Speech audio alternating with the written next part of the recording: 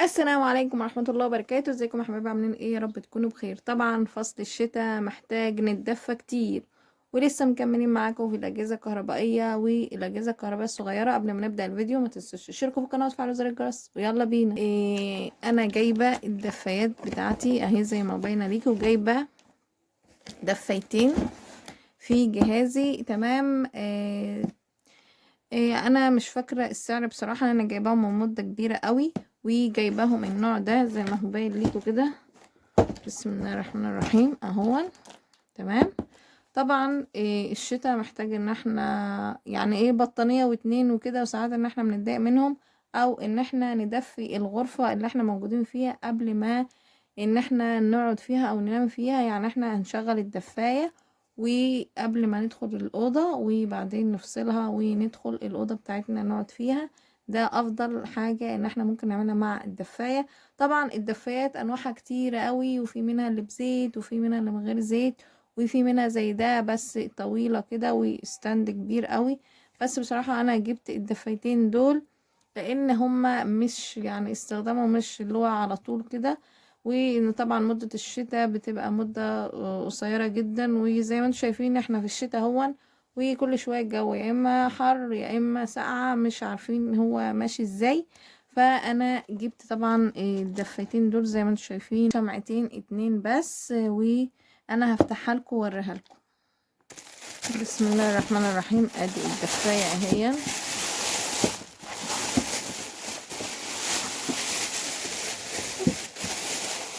الدفاية بالشكل ده اهي، هي لها زي ما انتم شايفين كده قاعدة بترجعها لورا كده وبتسندي عليها الدفاية.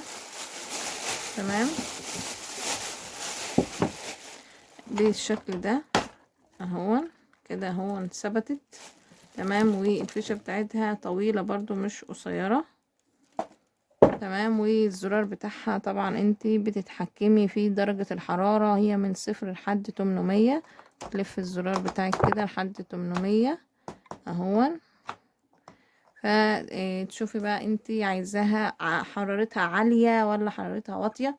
تمام يا حبايبي. الكرتونة بتاعتها طبعا مكتوبة بالانجليزي، بس اللي هي 2 شمعتين، وهي ضمان. هي صنع في مصر، شركة النحاس جروب لصناعة الإلكترونيات، وهي 800 واط. تمام. هي ما كملتش حتى، هي صفر وبصوا 0.8 كيلو جرام، يعني اصلا ما كملتش كيلو. تمام. إيه هي 27 في 11 في 40 سنتيمتر، حاجات كده يعني إيه ابعاد كده طبعا عن الدفاية، طول وعرض وارتفاع وحاجات من دي يعني. تمام يا حبايبي. دي طبعا الدفاية انا جايبة اتنين، مثلا واحدة احطها في اوضة النوم، واحدة احطها في اوضة الاطفال، بحيث ان برضو طبعا لو في اطفال ان شاء الله باذن الله، او مثلا في ضيوف لسه مثلا ما فيش اطفال، لسه في بداية الجواز وفي ضيوف عندكم، وبرضو في الشتاء وكده ان انت تستخدميها. ما ينفعش ان انت تنقلي بقى من هنا وهنا، لا يبقى موجود في كل اوضة دفاية. تمام يا حبايبي. انا عارفة ان الفيديو ممكن يكون مفيد للبعض ومش مفيد للبعض الاخر يعني، بس انا حبيت ان انا اعرض لكم الحاجات اللي العروسة بتجيبها، وممكن العرايس تنساها كمان في جهازها. ودلوقتي العرايس بتجيب الدفايات. ممكن عرايس ما تجيبهمش عادي، بس الاغلبية ان هي بتجيب دفاية او اتنين في جهازها. طبعا كل واحد على قد ظروفه وعلى قد امكانياته وعلى حسب هو عايز يجيب ايه ومش عايز يجيب ايه. طبعا الدفايات انواع، انا مش بقولكوا جيب النوع ده او جيبوا اي انواع تانية، بس هي بتبقى حاجة كده يعني مكملات، مش حاجة اساسية في جهازك. تمام. فانتوا برضو على حسب انتوا عايزين ايه، ممكن تجيبوا الدفاية اللي هي بالزيت وتبقى محطوطة في الشقة كلها برضو براحتكم خالص. ممكن تجيبوا برضو الدفاية دي، ممكن تحطها في اي مكان برضو تدفلكوا المكان اللي انتوا فيه. ان اصلا انا ما حبيتش ان انا اجيب النوع التاني، لان كده كده فترة الشتاء فترة قصيرة، وخلاص فترة الشتاء هتعدي وهتشيليها وهتحطها في كرتونتها وتعينيها في الدولاب او في اي مكان عندك. فمش هتبقى مضايقاكي في اي حاجة. تمام. انا مش فاكره سعرها كام، بس انتوا لو حابين ان انا اقول لكم سعرها قولوا لي في الكومنتات، وانا هدور لكم على الفاتوره واكتب لكم السعر بتاعها.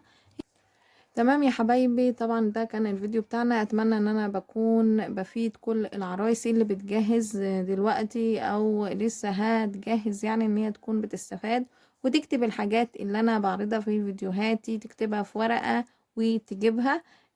طبعا مش تجيب زيها، تجيب الموديلات مختلفة وانواع مختلفة كتير، بس مثلا انت تكتبي دفاية، تكتبي خلاط، تكتبي مكوة، وانت بقى لما تروحي المحل بتجيبي النوع اللي انت حباه او النوع اللي انت عايزة تشتريه. تمام يا حبايبي، اتمنى يكون الفيديو عجبكم. ما تنسوش اللي مشتركش في القناة يشترك في القناة وفعل زر الجرس، واشوفكم على خير فيديو جديد.